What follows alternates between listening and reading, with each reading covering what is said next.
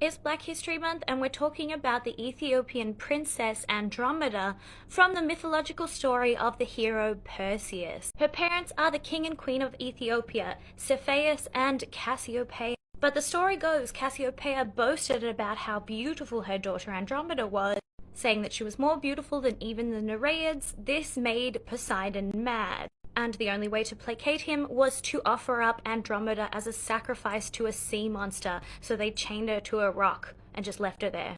But Perseus, the hero who slayed Medusa, on his way home to Seriphos with the Medusa head in his little backpack, Perseus sees Andromeda in distress and he saves her from the monster by using the Medusa head and turning the monster to stone. Perseus is so charmed by her beauty, they fall in love and get married. Now, in the last video, we talked about how the region of Ethiopia, of what we know it today, isn't necessarily exactly the same as what the ancient Greeks thought of as Ethiopia, but that it could have been anywhere between sort of northern Sudan and up to Palestine.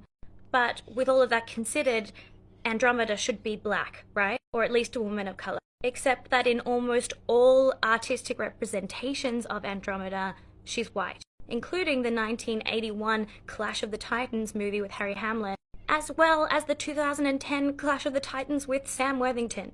She's white in both of those movies. Why?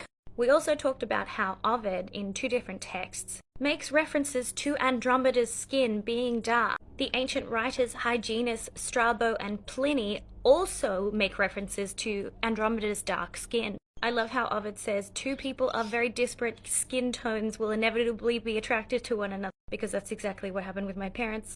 But from basically the Renaissance onwards, Andromeda in all artwork and all artistic representations in all media is white. Almost all. Why? Scholars basically say the answer is racism, especially in the times of slave trade, where Europeans who have that big deep connection to Greek mythology, the Roman Empire as well, couldn't possibly have the most beautiful woman of her time as a black woman and part of a community that they are intentionally trying to oppress. There was even this one Flemish guy who tried to paint her as a black woman, and his art teacher was like, no, you can't do that.